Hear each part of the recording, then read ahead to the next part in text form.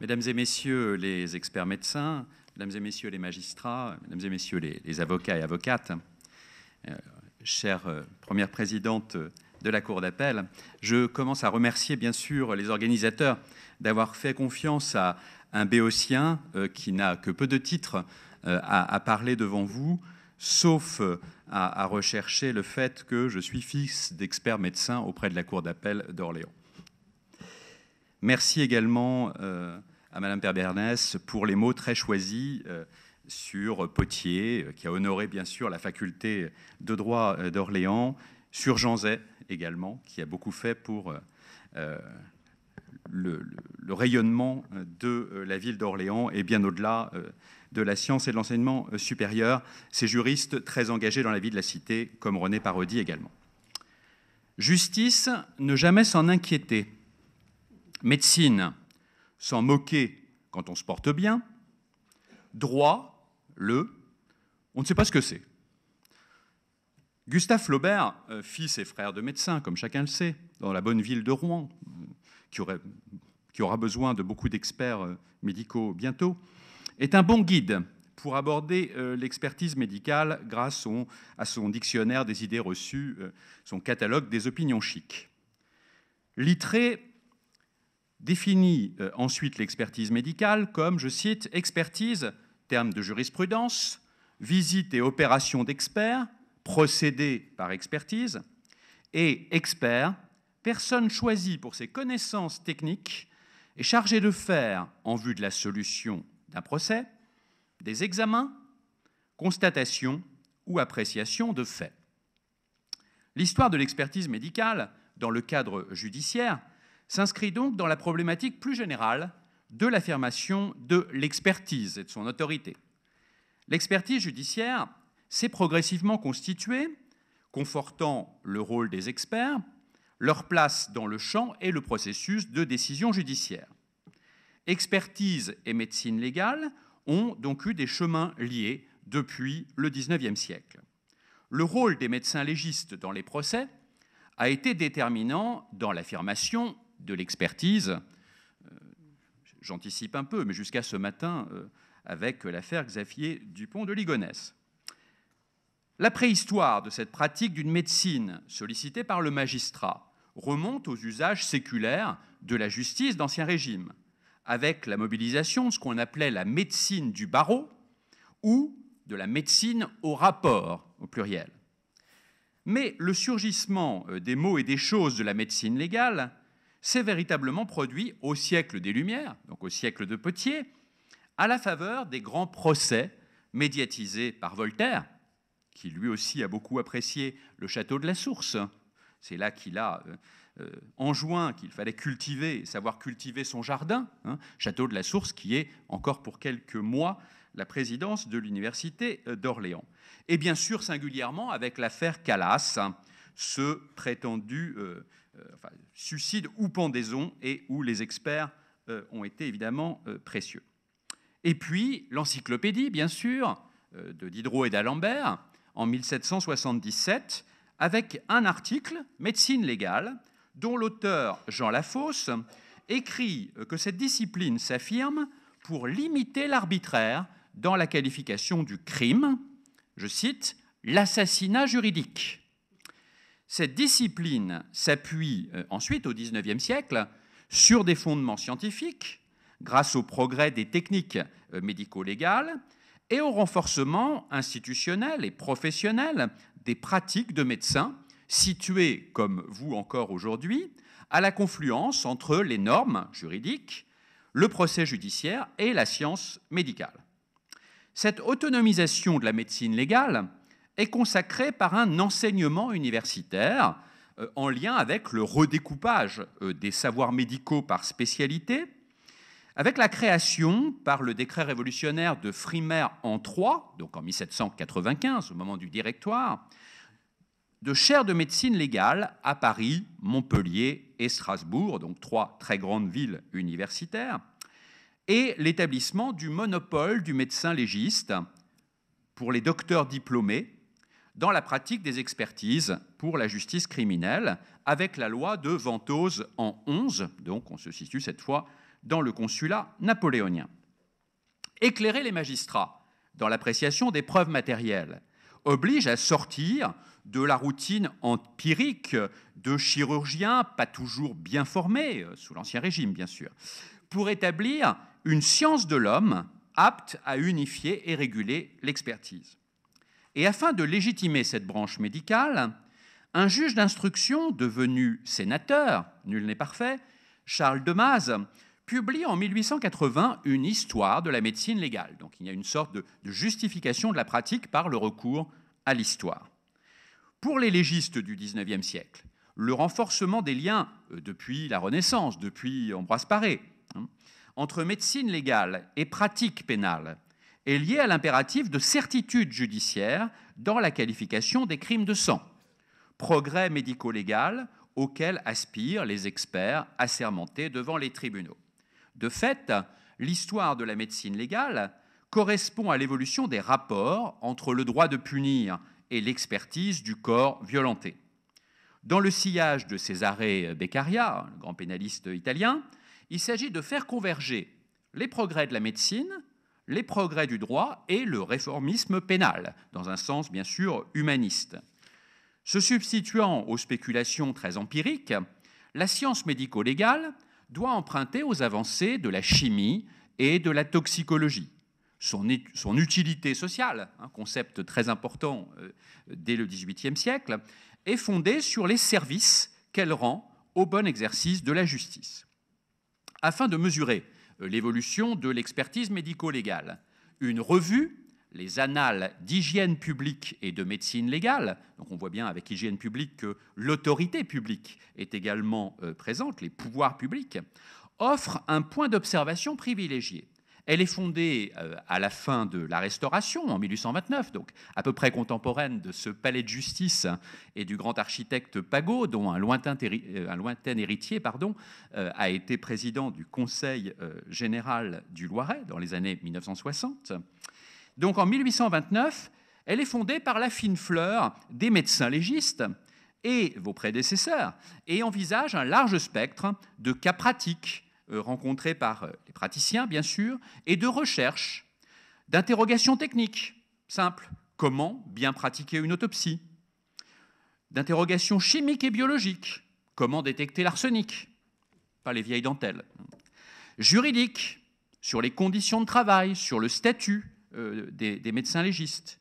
La revue se compose à la fois donc d'articles de fond sur les avancées scientifiques, d'exposés de cas réels d'expertise judiciaire, on était avant la RGPD, avec commentaires de pièces de dossier et de comptes rendus de lecture et de séances de sociétés savantes, puisque sont apparues progressivement l'Académie de médecine, bien sûr, l'Académie des sciences, puis, en 1868, donc à la fin du Second Empire, la Société de médecine légale. La thématique qui retient le plus l'attention et qui nourrit le plus de controverses est celle de l'empoisonnement par l'arsenic. Nous en parlions hier soir lors d'un très agréable dîner, à partir des grands procès, Marie Lafarge, Marie Bénard, qui suscitent des débats toxicologiques sur la difficulté particulière de détection de la présence de l'arsenic dans le corps et présent aussi dans la terre des cimetières. Donc qui témoignent, comme on le disait à l'époque, que la science n'est pas faite sur ce point. Entendez donc que l'analyse est très difficile et que l'expertise reste incertaine dans ses conclusions. À l'inverse d'autres spécialités médicales, l'expertise médico-légale ne s'est donc pas définie par l'étude spécifique d'un organe. Elle ne se résume pas à la thanatologie. Elle se nourrit de toutes les sciences fondamentales et de tous les domaines de la médecine. Sa spécificité est donc de se situer à l'interface entre justice et médecine. Les praticiens ont vu dans la médecine légale l'art d'appliquer les connaissances et les préceptes de la médecine aux différentes questions de droit pour les éclaircir et les interpréter convenablement. Et au-delà des techniques, une forme d'esprit qui consiste à couler une notion médicale dans le moule si variable des lois juridiques et sociales. Ainsi, l'évolution a élargi la vision étroite de la médecine légale, réduite aux seules réponses des médecins aux questions explicitement posées par la justice, l'interférence des médecins avec l'enquête judiciaire, l'intermédiation entre corps médical et service judiciaire, à l'ensemble des liens entre médecine, justice, droit civil, droit criminel, droit administratif et société. La médecine légale est donc progressivement devenue le point de jonction entre les modes de pensée juridiques et médicaux, les médecins légistes incarnant ce pont professionnel entre deux groupes sociaux souvent rivaux, parmi les notables des 19e et des 20e siècles, j'allais dire aussi des élus, hein, beaucoup d'élus bien sûr dans le corps médical en particulier, mais plus au 21e siècle bien entendu. Si la médecine médico-légale a joué un rôle clé dans ce contact entre médecine et droit, les médecins légistes ont perdu le monopole de l'expertise, avec par exemple le développement des expertises de dommages corporels. Ainsi, le droit médical s'est affirmé à partir de la fin des Trente Glorieuses et du constat très critique dressé par le groupe interministériel de médecine légale en 1974. La création, 20 ans plus tard, en 1994, du Conseil supérieur de médecine légale visait à rationaliser les activités de médecine légale, thanatologique et clinique. Désormais, le droit médical dépasse donc le rôle initial du médecin légiste pour embrasser non seulement le conseil médical des organes judiciaires, mais aussi, inversement si j'ose dire, le conseil juridique des médecins. À partir de l'usage traditionnel de mise en relation de l'hygiène publique avec les questions de droit, la médecine légale postule donc à assurer l'ensemble des relations entre toutes les branches de la médecine et le droit. L'institutionnalisation de cette discipline s'est accompagnée de la création de sociétés savantes, je l'ai dit tout à l'heure, de revues spécialisées, ainsi que, de manière très précoce, de l'organisation de congrès, de colloques comme celui d'aujourd'hui, mais de congrès y compris internationaux. C'est une époque, je parle des années 1860-70, où on pratique beaucoup le droit comparé, où par exemple la Société de législation comparée, créée rue Saint-Guillaume en face de Sciences Po, et avant Sciences Po, en 1869, 3 ans donc avant la création de Sciences Po Paris, et donc des congrès internationaux à partir de 1878 qui renforcent la visibilité de la médecine légale et son monopole de l'expertise judiciaire, en lien avec un corporatisme, sans jugement de valeur, un corporatisme professionnel qui se manifeste avec la création de la Société de médecine légale. Cette société savante va donc défendre et promouvoir les intérêts des médecins experts, les tarifs de leurs expertises, question délicate et douloureuse, puisqu'ils sont toujours considérés, ces tarifs, comme insuffisants, et ils sont effectivement restés très longtemps inchangés depuis 1811. Donc évidemment une dégradation du pouvoir d'achat et en conséquence des réquisitions par les magistrats en cas de carence de volontaires.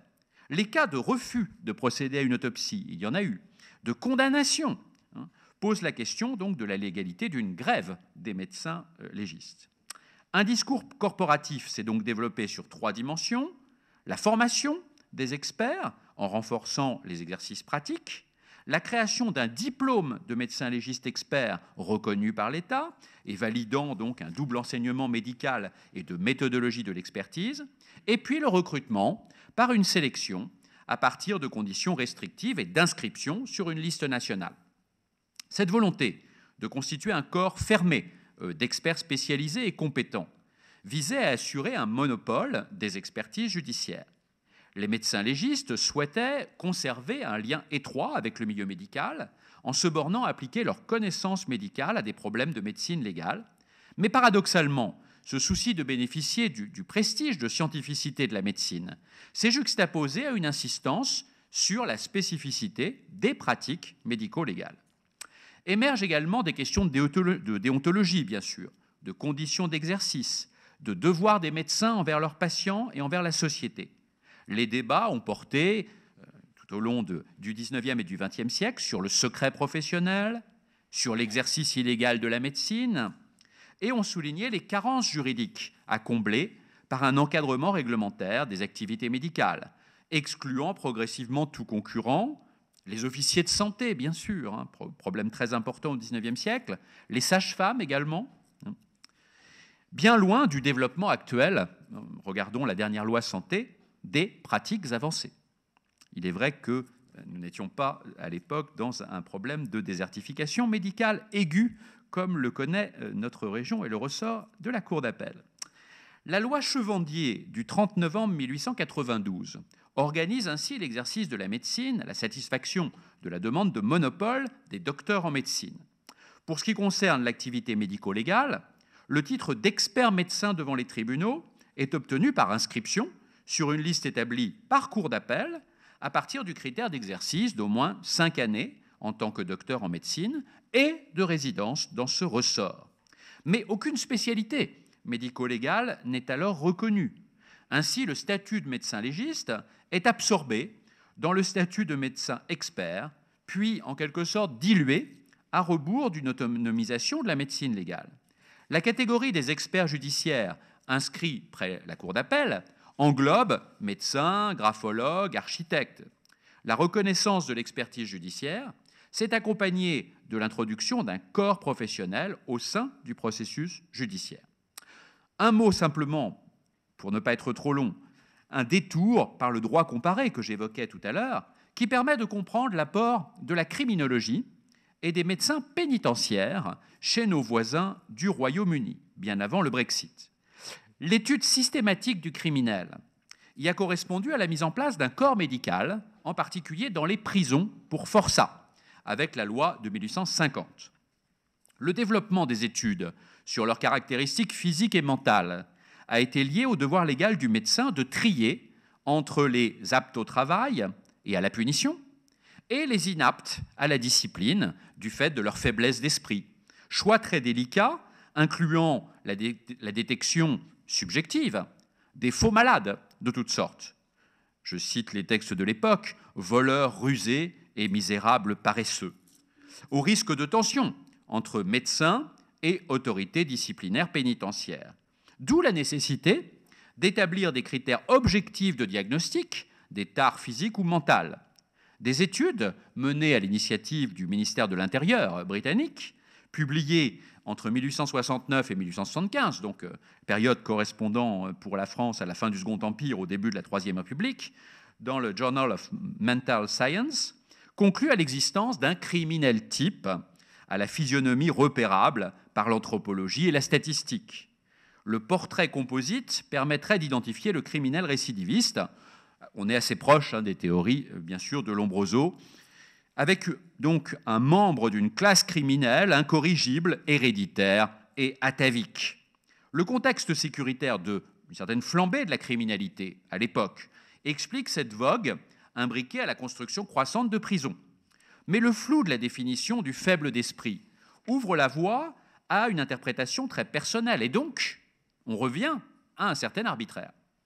Les médecins des prisons britanniques souhaitaient conforter la création d'une nouvelle branche de la médecine légale, comme en France, voire de la psychiatrie, en s'appuyant sur leur expertise et l'identification fiable des débiles mentaux, comme on disait à l'époque, sexuellement déviants, fortement féconds, du fait de leur stigmate biologique, signe d'une criminalité future. En guise de conclusion, je me bornerai à rappeler que la mission du juge est de trancher les litiges en appliquant la règle juridique, après avoir établi les faits de la cause.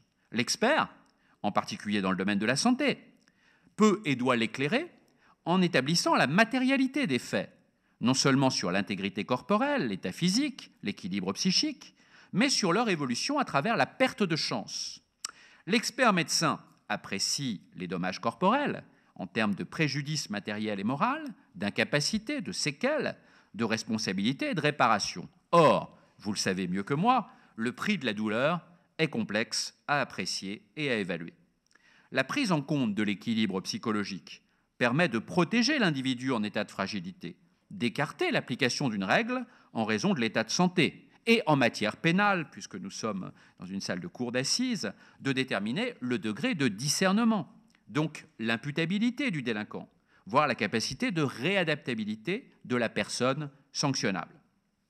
L'expert, désigné par le juge, devient ainsi un auxiliaire de justice, missionné pour évaluer la santé mentale du suspect, pour fournir au juge une appréciation objective sur la personne, sans en tirer de conclusion sur l'affaire en cours, ni rechercher de preuves de culpabilité. La question qui lui est posée est de savoir si, au moment des faits, le suspect était atteint d'un trouble psychique et si oui, si ce trouble a altéré son discernement. L'analyse médico-psychologique se déroule ainsi en 3 phases, que vous connaissez mieux que moi. Le constat, qui identifie les signes d'un comportement, le diagnostic, qui repère les symptômes, enfin l'interprétation, qui établit un lien de causalité entre symptômes et comportement. L'autorité de l'expertise a pu être mise à mal quand on lui a demandé d'être prédictive. Ainsi, les instructions, il y a quelques années, garde des Sceaux, Rachida Dati, aux procureurs généraux en août 2007, leur précisaient d'encadrer strictement les détenus en fin de peine qui présentent, je cite l'instruction, qui présentent toujours une dangerosité certaine ainsi qu'un risque avéré de récidive, transformant l'expert en conseiller en punition ou en indicateur de traitement pénal. Pareillement, une dérive a conduit à interroger l'expert comme une sorte d'oracle sur la vraisemblance des propos des suspects, témoins ou victimes, jusqu'au fameux procès d'Outreau, et pire encore, à les interroger sur l'avenir potentiel d'un suspect, le risque de récidive, alors que l'autorité d'une expertise de dangerosité future est particulièrement fragile et peut apporter une confusion entre maladie mentale et probabilité de commission d'une nouvelle infraction. L'absence de risque zéro, la vogue du principe constitutionnel de précaution peuvent donc conduire à des dérives. L'expert ne doit pas être chargé de décider ni de punir avant même la récidive d'un fait délictueux. Terminons d'un mot avec le très beau roman récent, La Serpe, de Philippe Janeda, qui évoque le procès retentissant d'Henri Girard, alias Georges Arnaud, acquitté pour l'assassinat de son père et de sa tante, grâce à la superbe défense du grand Maurice Garçon, à l'issue d'expertises bâclées, mais lui-même brisé à vie. Donc mesurons toujours bien le salaire de la peur. Merci beaucoup.